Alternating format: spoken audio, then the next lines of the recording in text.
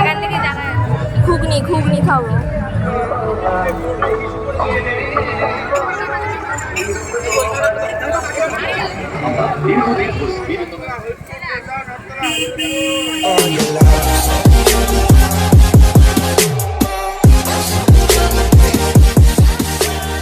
High, আমি সোনালি আর তোমরা আছো ফার্স্ট অফ অল সোনালিস টাইমে। আশা করি তোমরা সকলে ভীষণ ভালো আছো আর আমিও খুব খুব খুব ভালো আছি, কারণ অনেক দিন পর আমরা দুজন যাচ্ছি মেলাতে। আর মেলার গেট রেডি উইথ মিতে তো তোমরা আমাকে দেখেই নিয়েছো আমি রেডি হচ্ছি। আর এখন চলো যাই মেলায়। আমাদের দুজনেরই ইচ্ছে ছিল রথযাত্রার দিনই রথ টানার, কিন্তু কোনো কারণবশত সেটি রথযাত্রার দিন পূর্ণ হয়নি। তাই আমরা চলে গেছিলাম রথযাত্রার পরের দিন, মানে রথযাত্রার দ্বিতীয় দিন আমরা চলে গেছিলাম মেলায়। আর সেই কারণেই মেলায় এত উপচে পড়া ভিড় ছিল। আর তোমরা হয়তো অনেকেই জানো না, এটা হচ্ছে হবিবপুর ইস্কনের জগন্নাথজি সাথে বলরাম সুভদ্রা এসেছেন আমাদের এই গুন্ডিচা মন্দিরে, অর্থাৎ রানাঘাট স্বাস্থ্যোন্নতির মাঠে রথে করে। আবার উল্টো রথের দিন তারা এখান থেকে আবার হবিবপুর ইস্কনেই ফিরে যাবেন এই রথে করে। আপাতত রথটা আমি তোমাদের একটু পরেই দেখাচ্ছি। এখন চলো যাই জগন্নাথজির দর্শন। এই হলো আমাদের জগতের নাথ জগন্নাথজি, সাথে দাদা বলরাম ও বোন সুভদ্রার সাথে। জগন্নাথজি তার মাসির বাড়ি অর্থাৎ এখানে 7-8 দিন মতো বিরাজ করেন এবং প্রতিদিন তাকে নিত্য নতুন সাজে সুসজ্জিত করে রাখা হয়। কখনো রাজরাজেশ্বর সাজে, কখনো বা ফুলের সাজে। আবার আজকে আমাদের জগন্নাথজি সেজেছেন ময়ূর পুচ্ছের সাজে। হয়তো ফোনের ক্যামেরায় ঝাপসায় দেখাচ্ছে, কিন্তু সামনে থেকে অপূর্ব দেখাচ্ছিল ত্রয়ী ভাই বোনদের, অর্থাৎ বলরাম সুভদ্রা ও জগন্নাথজিকে। তোমরা হয়তো অনেকেই জানো না যে আমার প্রথম ব্লগ কিন্তু জগন্নাথজিকে দিয়েই শুরু, মানে এই রথযাত্রার দিনই গত বছর থেকে শুরু হয়েছিল। দেখতে দেখতে দেখো সেই একটা বছর কি করেই যেন নিমেষে কেটে গেল। জীবনের সবটাই কিন্তু জগন্নাথজিকে দিয়েই শুরু, কিন্তু ব্লগিংটাও যে জগন্নাথজিকে দিয়েই শুরু হবে সেটা কোইন্সিডেন্স। তিনি যেন সবটা সুন্দর করে সাজিয়ে গুছিয়ে রেখেছেন নিজের হাতে আমাদের জন্য। আমি যেন বছর বছর এইভাবেই প্রতিবার রথযাত্রার সুন্দর মুহূর্তগুলো ক্যামেরা বন্দি করে যেন তোমাদের সাথেই শেয়ার করতে পারি।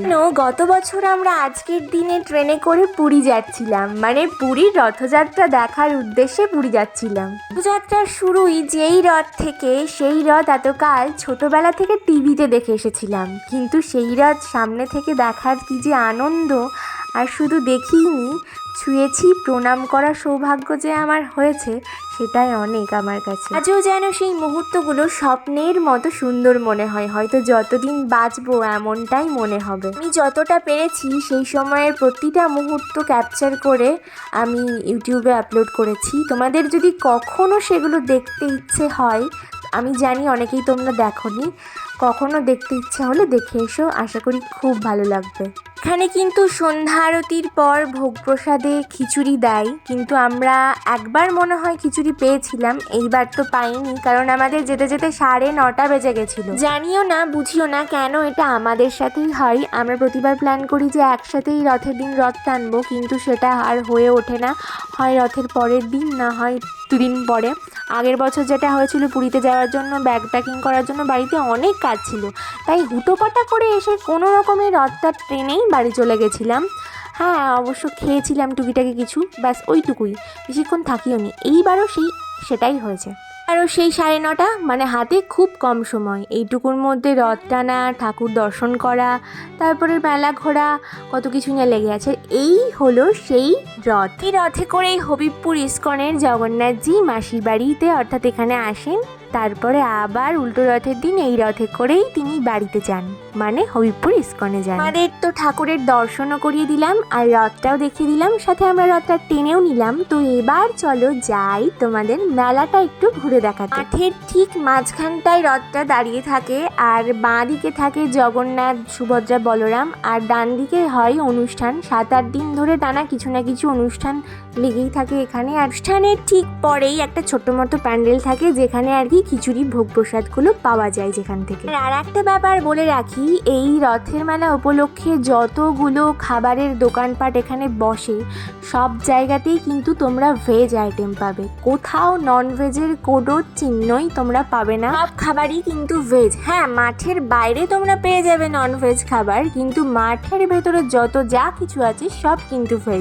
তো আমরা ঠিক এই জায়গাটায় দাঁড়িয়ে দাঁড়িয়ে ঘুগনির দোকান পেয়ে গেছিলাম একটা, আর ঘুগনি খাচ্ছিলাম, কিন্তু এইবার সেটা হয়নি। আর এই যে মথুরা কেক, আর তার পাশেই বসে জগন্নাথজির প্রসাদ, কিন্তু জগন্নাথজির প্রসাদ কিন্তু এখানে টাকা দিয়েই নিতে হয়।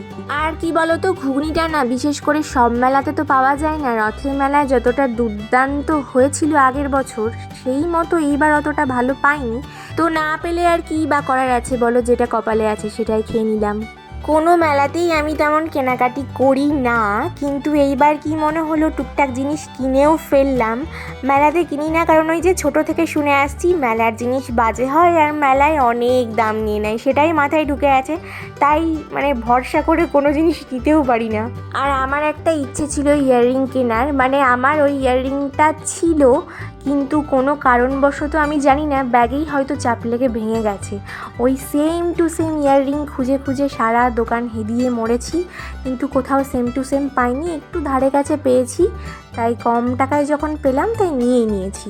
এই যে একদম ডান দিকে ছিল রাইডসগুলো, ছিল নাগরদোল্লাও। এই জিনিসটাকে আমার বরাবরই দূর থেকেই দেখতে খুব সুন্দর লাগে, কাছে যেতে একটু ইচ্ছে করে না, কারণ আমি জানি কাছে গেলে আমি মরেই যাব।